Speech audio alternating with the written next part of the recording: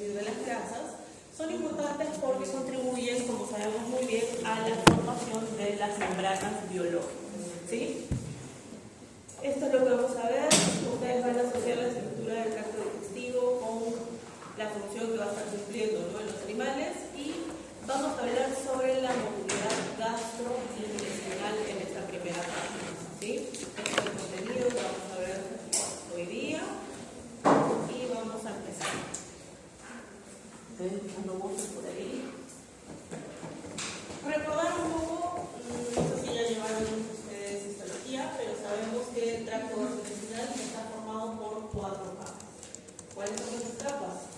De adentro hacia afuera, ¿cuáles serían?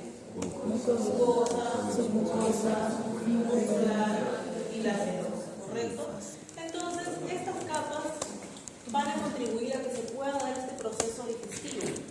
Por ejemplo, en el caso de la capa muscular, está muy relacionada con lo que vendría a ser la motilidad, es decir, esa contracción y relajación de los músculos gastrointestinales, que es músculo liso, ¿sí? Es músculo liso, y podemos encontrarlo de tipo circular y de tipo longitudinal. Ahora, a nivel de lo que vendría a ser ese músculo, vamos a encontrar un plexo, el plexo mioentérico. Plexo mioentérico, que también tiene el nombre de, ¿alguien recuerda? De agua, ¿no? Tiene ese nombre también y va a contribuir a que se pueda dar esa motilidad. ¿Para qué? Para que pueda desplazarse el alimento. ¿Para qué? Para que pueda mezclarse. Ahora, en el caso de lo que vendría a ser la mucosa, no sé si tenemos otro gráfico mejor. En el caso de la mucosa, va a estar en contacto propiamente dicho con el alimento, ¿sí? Que llega a nivel del tracto gastrointestinal. Estamos hablando del estómago, estamos hablando del intestino. En el caso de la submucosa, vamos a encontrar que es rica en vasos sanguíneos, vasos linfáticos, es rico en glándulas, ¿sí? Y además, en la parte submucosa, en esa capa, vamos a encontrar otro plexo, que es el plexo submucoso, o de Meissner, ¿correcto? O el plexo de Meissner. Y es el que se va a encargar de facilitar las secreciones, ¿sí? En el caso de la muscular, hemos visto la motilidad, y en el caso de la submucosa, las secreciones gastrointestinales. Y luego tenemos lo que vendría a ser la serosa, ya que es la más externa, que es la que se va a continuar, como podemos ver aquí en la gráfica, con el mesenterio, ¿no? Sirve básicamente de protección. Ahora, el tipo de sistema digestivo va a variar, ¿no?, de acuerdo a la alimentación de lo que vendrían a ser las diferentes especies, ¿no? Sabemos que cada uno va a tener sus particularidades, como en el caso de los rumiantes. Sabemos que van a tener varios compartimentos, varias cámaras que ayudan a que se pueda dar este proceso digestivo. O en el caso de los monogástricos, carnívoros, omnívoros, los cuales también van a tener una particularidad, donde la principal función se va a llevar a nivel del estómago, como vamos a ir viendo.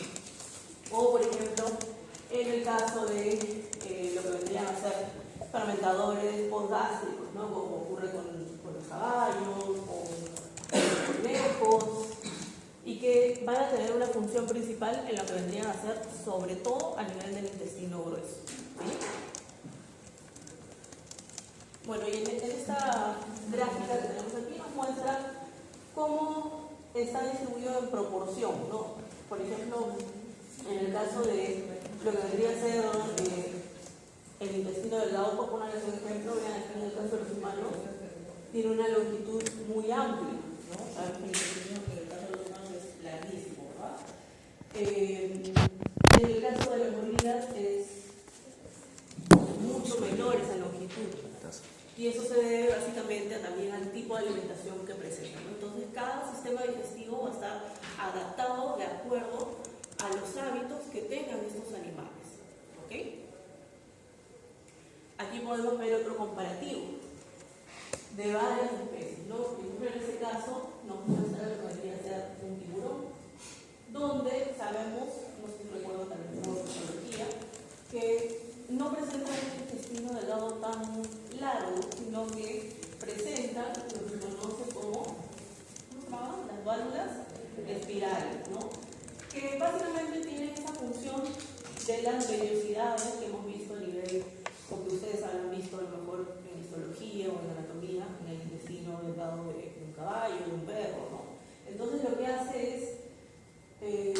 aumentar la superficie de absorción, ¿sí? Entonces no necesita tener un intestino delgado tan largo.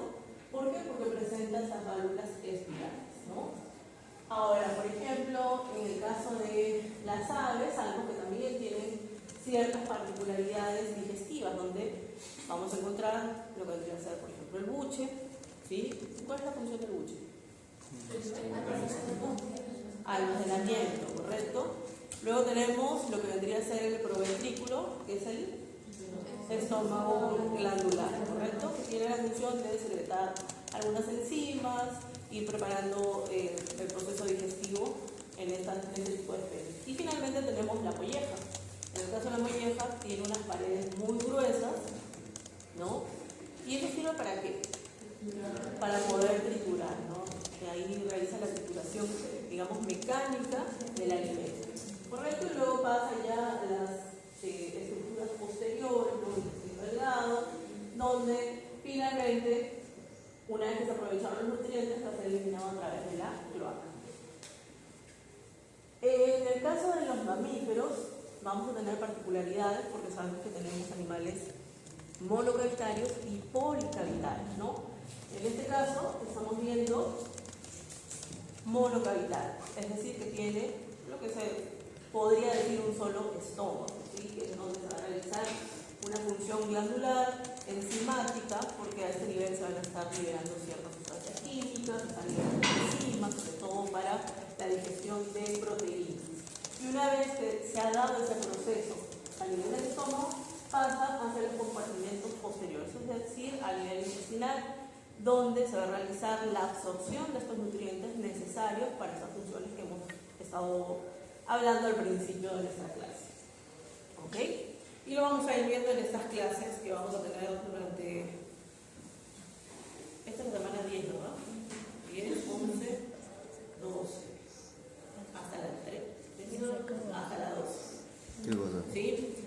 Ahora, aquí tenemos algunas particularidades, por ejemplo, en el caso de los canguros, bueno, son animales que no tenemos aquí en nuestro país, pero tienen la característica de que tienen un estómago muy saculado, ¿sí? Un estómago saculado, el cual actúa como una cámara fermentativa, muy parecido a lo que ocurre con los rumiantes, pero sabemos que en el caso de los rumiantes son 4 cavidades, ¿sí? En este caso, presentan un estómago saculado que les permite, digamos, generar una fermentación a través de microorganismos del alimento que está consumiendo, que consume pastos bajos, arbustos, algunas frutas, y además hay que tener en cuenta de que estos animales muchas veces tienen que cruzar desiertos muy, digamos, muy amplios, muy extensos, con lo cual este tipo de estómago les favorece a la hora de generar la digestión. Aquí tenemos otro animalito que no tenemos aquí en nuestro país, que son los koalas, ¿no? También los encontramos en Oceanía, lo mismo que en el caso de los canguros, ¿no? Específicamente en Australia. Y aquí la particularidad, vean de que tienen un estómago muy pequeñito, ¿sí? Tienen un estómago pequeño, pero en el caso del ciego es muy amplio. ¿Por qué? Básicamente por el tipo de alimentación. ¿De qué se alimentan los koalas? De eucalipto, ¿correcto? Normalmente cuando vemos, a lo mejor en algún documental, o si alguno de ustedes ha tenido la oportunidad de ir hasta Australia y los ha visto en directo, saben que normalmente se pasan en los árboles, ¿sí? La mayor parte del tiempo se la pasan en los árboles. Y sobre todo durmiendo, ¿no? Entonces, ese tipo de animales, al consumir las hojas de eucalipto, ellos aprovechan el agua de estas hojas de eucalipto, es decir, que no necesita ir o bajar a una fuente de agua, salvo, o sea, en el caso, no se han visto a lo mejor en las noticias que salen que hay incendios forestales en Australia, pero que son terribles, ¿no? En ese caso, bueno, necesitan bajar sí o sí a recurrir a una fuente de agua de todas maneras, ¿no? Pero, por lo general, ellos o este tipo de animales tienden a captar el agua, ¿sí? A nivel de lo que debería ser el ciego, mediante simplemente el consumo de estas hojas de eucalipto, ¿sí? O pues, vuelvo a repetir, esto no quiere decir que no van a bajar a tomar agua, sí pueden hacerlo, pero normalmente no, o sea, no necesitan, no tienen esa necesidad, ¿ok? Aquí tenemos otro comparativo en los tractos digestivos, pero en este caso centrándose en mamíferos. Y de acuerdo a la alimentación, aquí tenemos un insectívoro, un carnívoro y tenemos herbívoros, no rumiantes y rumiantes, es decir, monocavitarios y policavitarios, ¿sí? Entonces, ven aquí que en el caso de los herbívoros tienen un tracto digestivo mucho más desarrollado. Pueden ver sobre todo en la parte del intestino, a diferencia de los carnívoros y los insectívoros, cuyo, digamos, patrón es consumir tipos de proteína, ya sea insectos o ya sea carne, ¿sí? Mientras que en el caso de los herbívoros, como su nombre lo indica, se van a alimentar de pastos, ¿sí? De hierbas. Ahora, ¿por qué tienen ese mayor desarrollo? Justamente por el tipo de alimento. ¿Qué pasa con las plantas? Normalmente tienen membranas mucho más rígidas, mucho más difíciles de digerir. Entonces necesitan pasar por mayor número de procesos y durante mayor tiempo. Necesitan mayor masticación, a diferencia de un carnívoro, por ejemplo. En el caso del carnívoro, normalmente en 2 o 3 masticadas ya se acabó, ¿no? Mientras que en este caso no. Necesitan estar masticando, triturando esos pastos, que pase a través del estómago o de las cavidades, ¿no? Que llega al intestino y tiene un proceso mucho más lento. Justamente, vuelvo a repetirles, por sus paredes celulares, que contienen, como ustedes saben muy bien, celulosa, hemicelulosa, puede tener pectina, ¿sí?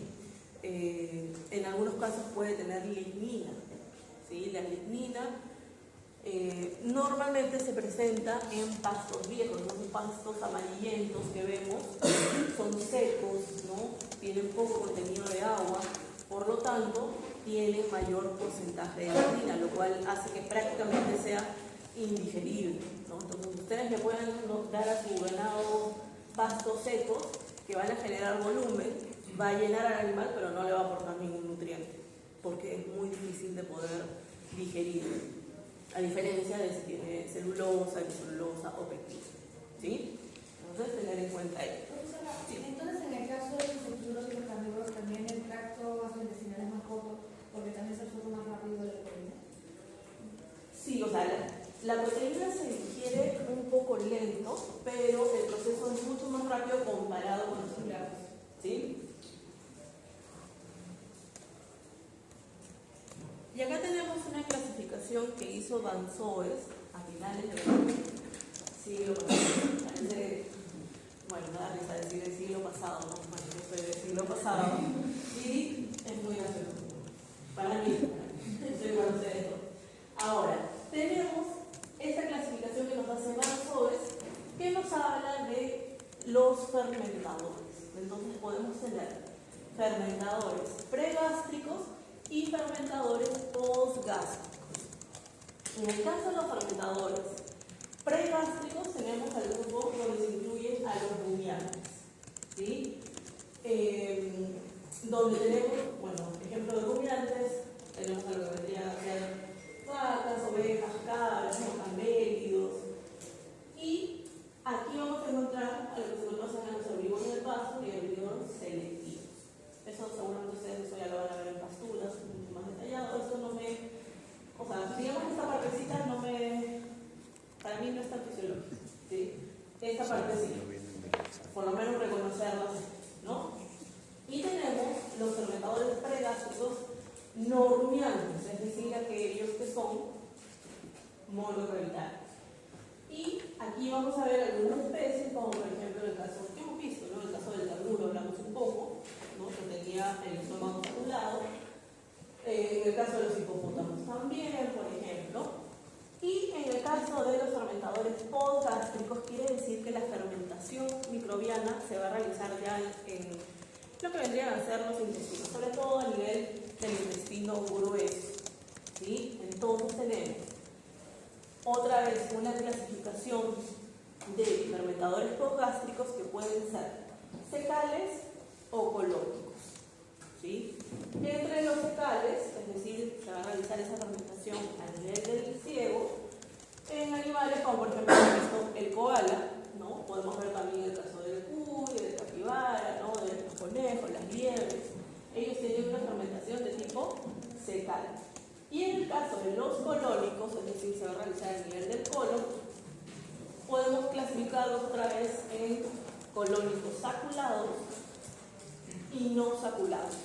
Ustedes recordarán por anatomía, en el caso del colon, en los equinos era muy amplio, ¿sí? Era una gran cámara fermentativa, ¿no? Y entonces aquí básicamente tenemos a todo el grupo de los equinos, ¿no? Tenemos a los caballos, tenemos a las cebras, tenemos a los burros, tenemos a las mulas, todos ellos son fermentadores colónicos saculados. Y los no saculados, básicamente tenemos al grupo de los carnívoros. Aquí también, en este grupo, ya hay digamos, una rencilla, porque hay algunos científicos que dicen que el caso del humano es un colónico no saculado, pero también hay algunos que dicen que es de tipo secal, ¿sí? Así que como nosotros no estudiamos medicina humana, nos da igual, ¿sí? Pero les comento este dato por si leen en algún lugar, ¿no? Entonces ustedes ya saben. Entonces, recordar a lo que vendrían a ser estos fermentadores pregástricos y postgástricos. Esto nos va a ayudar también a poder entender todo este sistema digestivo a lo largo de estas 3 semanas que vamos a tener. ¿Okay? Esto es importante, esto puede estar muy bonito como para un sexo verdadero, ¿no? Por ahí. Pero no nos va a poner especies específicas, o sea, no va a dar... No sé, a los refiero de que en el examen no nos van a preguntar animales específicos. Puede ser, ¿por qué no?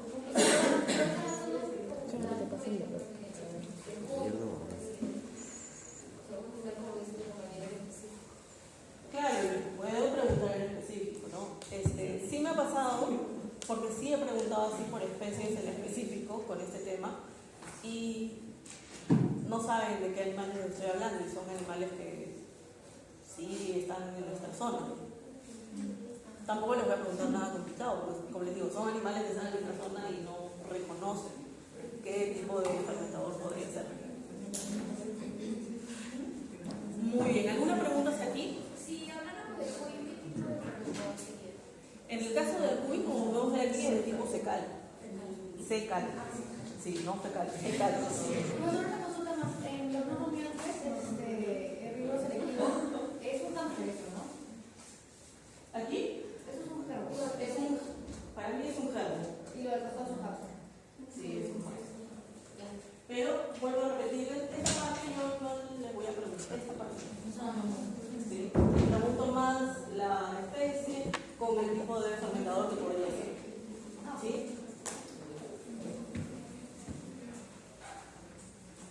Y hablando ahora de que estamos hablando de examen, ¿por qué tan bajas las notas en el práctico? No entiendo.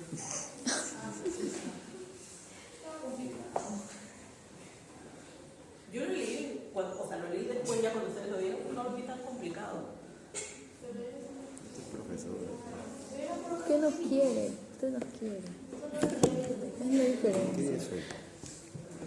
Pero sí pueden, porque sí he visto que hay algunos que tenían 6, por ejemplo, 6 y 7. Sí se puede. No recuerdo, pero sí he visto, en la sección A he visto como 2.6 y en la B también 2.6. Entonces, si se puede, es que se puede. A ver, seguimos aquí. Aquí nos muestra lo que vendría a ser el porcentaje del volumen del tracto digestivo. ¿Okay? ¿Qué quiere decir esto? ¿Dónde vamos a encontrar el mayor porcentaje de función del tracto digestivo en diferentes especies? Nos muestra aquí 3 ejemplos: un carnívoro, un fermentador postgástrico como un caballo, y un fermentador pregástrico como una oveja que nos está mostrando aquí en el gráfico. Simplemente aquí, en el caso del carnívoro, ¿dónde se encuentra el mayor porcentaje de la fisiología digestiva? A nivel del estómago. Porque por el tipo de alimentación que tiene, sabe sabemos que necesita digerir la proteína. Entonces, la mayor cantidad de función, el mayor porcentaje a nivel del estómago, donde se va a liberar una enzima que es la pepsina. ¿Sí? La pepsina se va a encargar de degradar. Tal vez hoy día hablemos de la pepsina, tal vez en la próxima clase, no lo sé, vamos a ver cómo estamos de tiempo, lo vamos a ver con calma. ¿Sí? En el caso del fermentador gástrico, como habíamos hablado, principalmente su función es a nivel del intestino grueso, sabemos a nivel del colon, entonces el 45% de sus funciones se dan a ese nivel. Y en el fermentador pregástrico, en la oveja, la cabra, la vaca, ¿no? La mayor parte se da a nivel de lo que debería ser el estómago. Recuerden que en este caso estamos hablando de 4 cavidades. ¿Sí? 4 cavidades en las cuales tenemos, por ejemplo, ¿cuáles serían las cavidades? ¿Alguien me recuerda? Rumen o vaso. Retículos, ¿no? O más de Maso y aromaso. ¿Cuál es la función del rumen? La fermentación, ¿de qué tipo?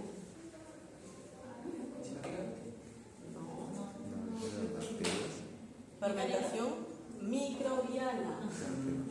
¿Sí? Fermentación microbiana. Es decir, tenemos estos microorganismos que se van a encargar de hacer la fermentación. Lo vamos a ver posiblemente en la próxima clase recién, en la cual se busca obtener un producto que son los ácidos grasos volátiles. Esta es la fuente de energía para los ruminantes.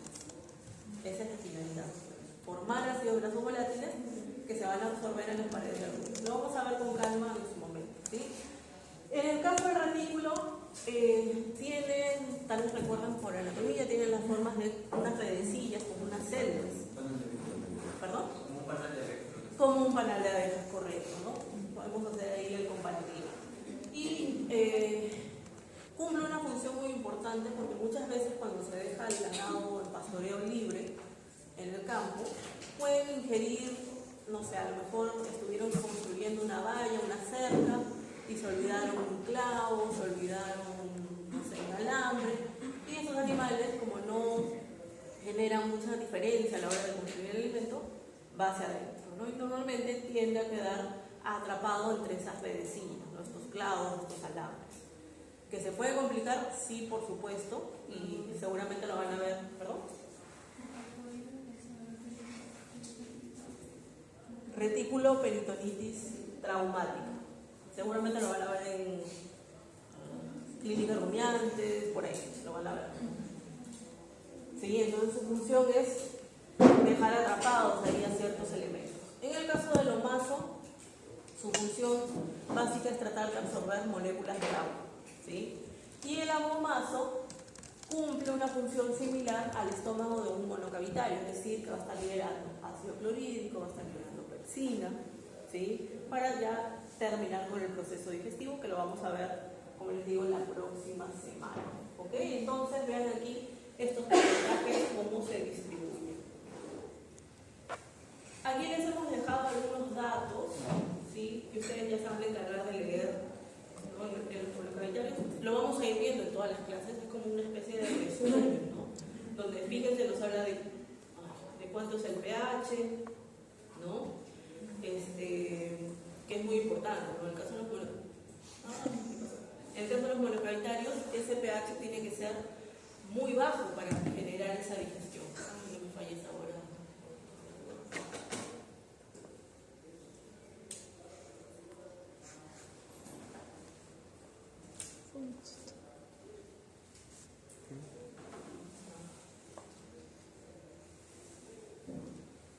Voy a apagar y voy a volver.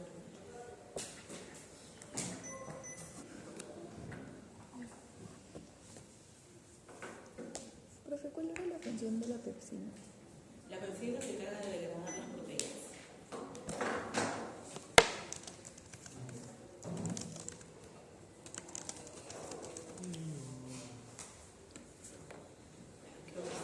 Entonces, como les iba diciendo, les hemos dejado algunos datos, ¿sí? Que ustedes ya saben que vean en policavitarios. Igual nosotros vamos a ir viéndolos a lo largo de lo que vendría a ser nuestra clase. Ahora, en este caso, por favor, no te apagues. Aquí nos muestra el caso de los conejos. Los conejos realizan algo que se conoce como secotrofia. ¿Han escuchado hablar de secotrofia, secotrofos? ¿Alguien tiene conejos aquí? Quiere decir que vuelven a comer sus heces.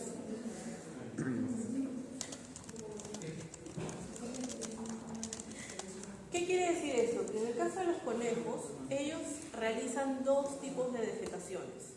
Una, las típicas bolitas que nosotros son las que nosotros encontramos, pero también hay una del racimo de uvas, que son blandas. Entonces tenemos heces duras, heces blandas. ¿Sí? Heces duras, heces blandas. Por lo general nosotros no vamos a encontrar estas aquí. ¿Por qué? Vamos a ver. En el caso de este tipo de heces, lo que ocurre es que ha ocurrido una gran absorción de agua a nivel del colon, a nivel del ciego, ¿sí? A ese nivel. Entonces, aprovecha esos líquidos y lo elimina. Por eso de ahí el nombre de heces duras, ¿no? Que son las famosas bolitas. En el otro caso de las heces blandas, que salen en racimo, lo que ocurre en este caso es que no hay una absorción de agua, sino que hay una secreción de agua y secreción de electrolitos. Donde a nivel de lo que vendría a ser el ciego, también a nivel del colon, ¿no? Hay una gran motilidad, hay mucha motilidad de lo que vendrían a ser las austas, ¿sí? Con lo cual hace que haya mucha secreción de agua. Por eso las heces son mucho más blandas, son bien pastosas. ¿Y qué hace el animal? Lo que hace es consumirlas. Y normalmente lo hace en horas de la noche, ¿sí? Entonces vuelve a comer a estas heces, que son los secotrofos, de ahí el nombre de secotrofia. ¿Para qué? Para poder reaprovechar el agua y los electrolitos que estos todavía puedan tener. ¿Sí? Y a continuación, una vez que aprovechó todo esto, van a salir otra vez estas heces duras, ¿no? Que son secas, casi sin agua. ¿Y qué pasa en el caso de un conejo que está con diarrea? Bueno, en caso de que tengas un conejo con diarrea, definitivamente ahí la fisiología ya está fallando, ¿sí? Entonces quiere decir que posiblemente tengas una mayor secreción de la que debería de haber, por lo tanto comienzas a tener diarrea, ¿no? No sé si alguien aquí en sus exposiciones les toca hablar sobre diarreas no infecciosas. Entonces ustedes tienen que leer y explicarlo a sus compañeros. Pero ya más o menos les digo, ¿no? Que hay un exceso de secreción, ¿sí? Hay una mayor secreción de líquido, puede haber una mayor motilidad y esto genera, ¿no? Y de acuerdo también a la composición del alimento. ¿Y en caso de que pase diarrea se come también? No, en caso de diarrea no. Ellos reconocen este tipo de heces, ¿sí? Estos secotrofos. Muy bien. Ahora sí, dejamos la parte general y ahora sí vamos a entrar en fisiología. ¿Qué es lo importante aquí? Tenemos que entender que en el caso del sistema digestivo,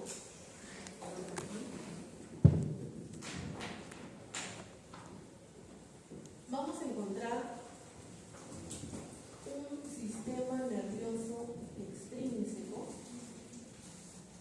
y un sistema nervioso intrínseco.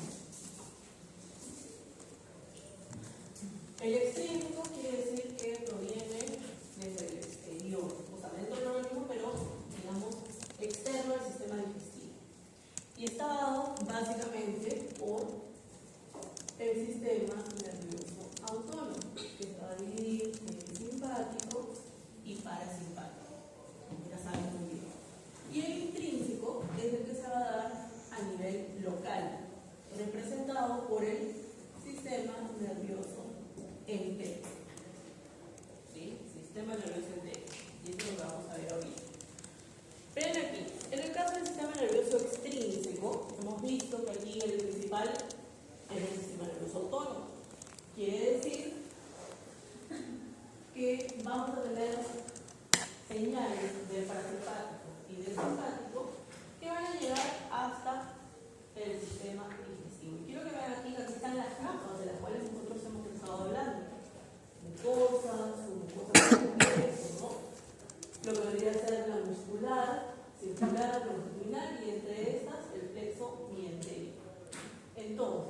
estas señales van a estar llegando por vía parasimpática o simpática de acuerdo sea el caso. En el caso del parasimpático, principalmente esas señales provienen de lo que vendría a ser el nervio vago, pero también pueden ser a través de los nervios pélvicos, sobre todo en la parte más inferior o posterior, ¿sí? Del tracto gastrointestinal. Ya sabemos que tiene sus fibras pre y postganglionares.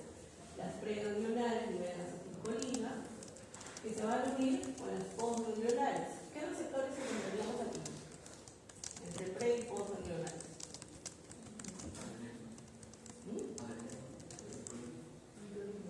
Nicotínicos. ¿Sí? Recomendación: vuelvan a leer sobre la acetilcolina, la adrenalina, los receptores, porque lo vamos a seguir viendo. Las postganglionares pueden liberar acetilcolina, como sabemos muy bien, pero también aquí vamos a ver que se van a liberar neuropéptidos. Neuropéptidos que pueden ser excitatorios e inhibitorios. ¿Ok? Y estas señales pueden llegar a lo que sería la parte muscular, pero también donde se encuentran las glándulas y las secreciones. Entonces, lo que ocurre es que vamos desde el parasimpático a nivel digestivo, gastrointestinal. Vamos a ver que tienen receptores M1 y M3, que son excitatorios y inhibitorios. Son excitatorios. Entonces, el parasimpático genera excitación. ¿Qué quiere decir esto? Que va a aumentar la motilidad y también va a aumentar las secreciones gastrointestinales. Sí, M1 y M3.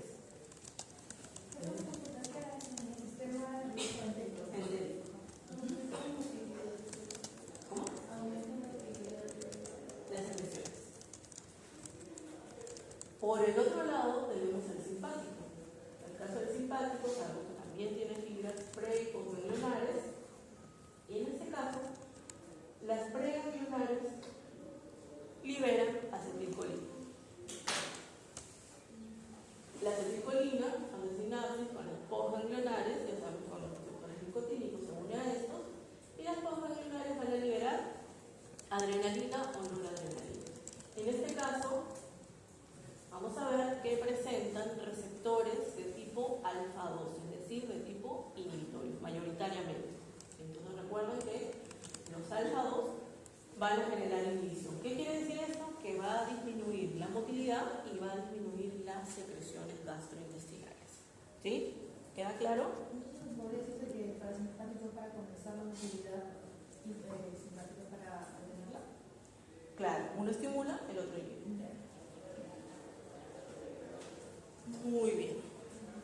¿Se dan cuenta que esto ya lo conocemos? Ya lo conocen. ¿Sí? Entonces, volver a, como les digo, repetir o volver a leer este tema de la acetilcolina y la adrenalina con sus receptores y cuál es su señalización. Porque se les podría preguntar sobre la señalización a nivel intracelular de cualquiera de estos receptores. ¿Cuál estimula el inhibir? El parasimpático estimula y el simpático inhibe. Ahora, en el caso del sistema nervioso intrínseco, es el que se va a dar a nivel local y está formado por el sistema nervioso entérico. En este caso, vamos a ver que también a nivel local se va a ver entre las capas que nosotros ya conocemos.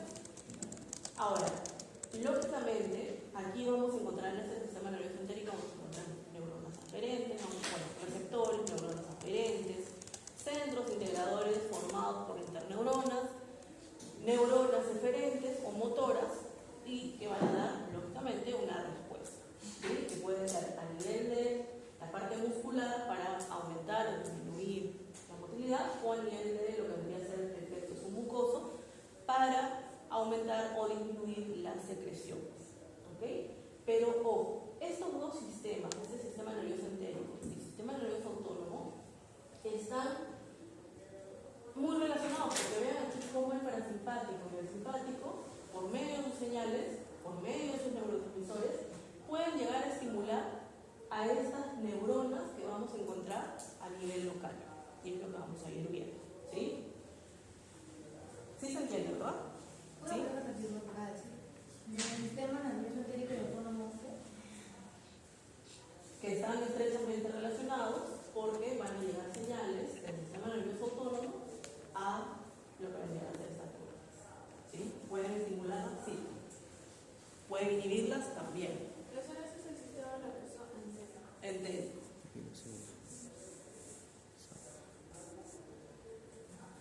Aquí tenemos otro gráfico del sistema nervioso entérico, donde podemos ver que tenemos todas estas neuronas que les estamos comentando para un gráfico que está mejor para explicar. Sé que se les puede marear un poco, que es este de aquí. ¿Sí? Este es un poco más sencillo de entender, por lo menos desde mi punto de vista, y también para explicar, porque es el que está más completo. Entonces, sabemos que el sistema nervioso entérico es el que se va a dar de manera intrínseca, es el que se va a dar a nivel local, en el cual, vean aquí, tenemos nuestras capas, ¿no? Mucosa, muscular, ¿sí? Circular y longitudinal. Ahora, ¿qué es lo que ocurre aquí? Normalmente se van a generar diferentes estímulos. Tal vez aquí estaríamos hablando de intestino, porque estamos viendo aquí, ¿no? Como unas velocidades. Entonces, ¿qué ocurre? Que cuando llegue el alimento a nivel del intestino, cuando pasó del estómago hacia el intestino delgado, va a generar una distensión, ¿sí? Genera una distensión. Distensión que va a ser captada por receptores, en este caso son mecanorreceptores. Estos mecanorreceptores, ustedes saben que al captar la información tienen que enviar la información a través de vías diferentes. Y lo que vamos a ver es que también encontramos células o neuronas secretorias que van a estar secretando sobre todo serotonina. Esa serotonina va a contribuir a que las neuronas aferentes puedan llevar la información, ¿sí? Esas neuronas aferentes a nivel del sistema nervioso entérico se conocen como las IPAM, ¿sí? Aquí les puse la leyenda, IPAM. Neuronas aferentes intrínsecas primarias. Eso es lo que significa IPAM, ¿sí? Entonces, estas neuronas aferentes, estas IPAM, van a hacer sinapsis para que se pueda procesar esa información con interneuronas. Acuérdense que son neuronas de asociación.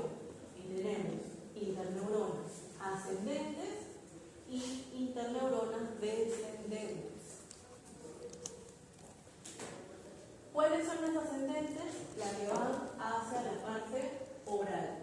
¿Cuáles son las descendentes? Las que van hacia aboral o anal. ¿Sí? Que tiene una dirección hacia anal o aboral. Entonces, vamos a ver aquí. IPAM hace sinapsis con interneuronas ascendentes.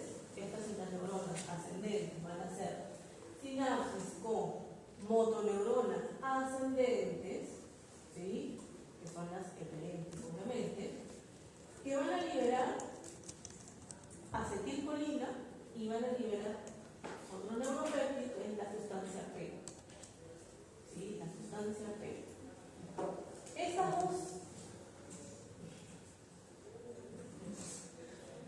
Esta acetilcolina ya sabemos que es excitatoria y la sustancia P también. Entonces, al ser excitatorias, van a generar contracción. ¿Sí?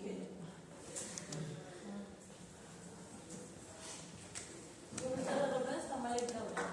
Posiblemente. Aunque creo que está aquí. Creo que lo. Creo que lo. Si te vuelvo a pagar, ya vas a hacer. Está ahí. Ay, creo que ya quedó. Yo te empiezo a explicar eso. No sé si mejor llamo a alguien, hacer un proceso y llamo a alguien para.